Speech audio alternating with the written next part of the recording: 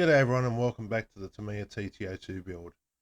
This episode we're going to finish off step 28, which I didn't realise until I looked at the video for today's episode that I actually did finish off once I got the new receiver. So I'm just going to quickly finish that step before we get to step 29.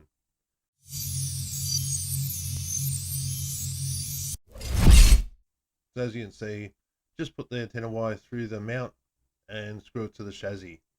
And it's pretty much as simple as that. I just didn't realise it was on this bit of video. So the other thing I did with this bit was I put a bit of the antenna tube over it. This is just to keep the wire out of the way, so it won't be getting in the way of the rest of the installation of the radio gear.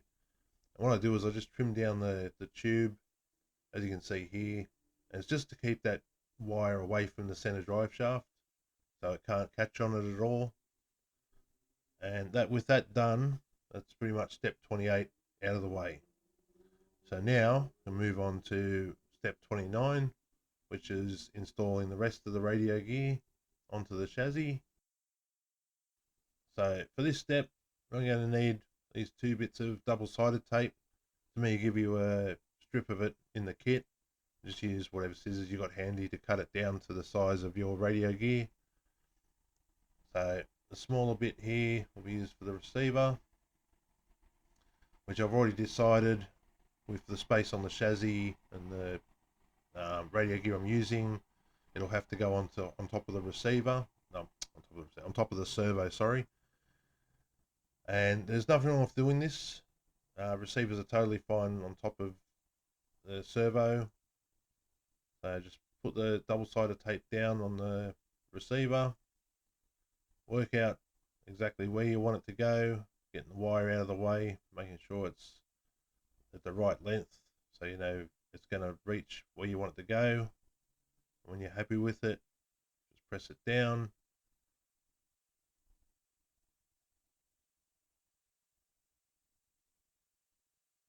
That's that bit out of the way.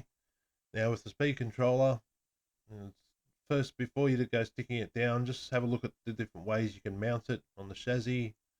You can go this way where the wires, I thought, were a bit too close to that drive shaft and they're sort of like tucked away in the middle. Or we can go this way, which gives the, especially the battery wire, a little bit more of length. It'll sort of be pulled tighter, so it won't be just dangling around all over the place.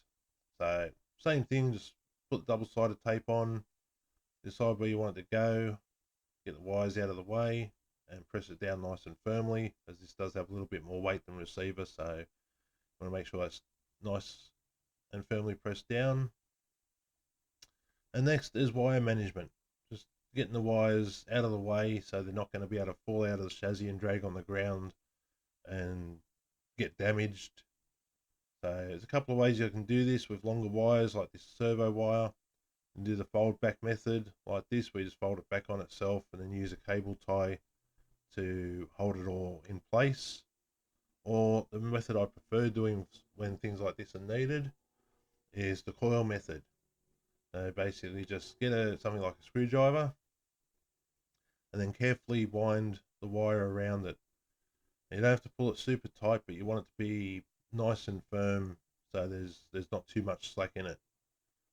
And also make sure you don't fold the wire over as you're doing this. Keep it nice and flat. And once you've gone all the way up the length of the wire, you'll have something that looks like this. And I'll just leave it there for a few minutes and let the wire sort of get some memory, so it'll hold in that position once you remove the screwdriver out of the coil. This will do sort of like what a telephone cord was like, so you can stretch it but it'll hold back in place sort of like a spring. And I didn't record all the rest of the neatening up because all you would have seen is my hands in the way of everything. So I got the motor wires here all just folded up with a cable tie.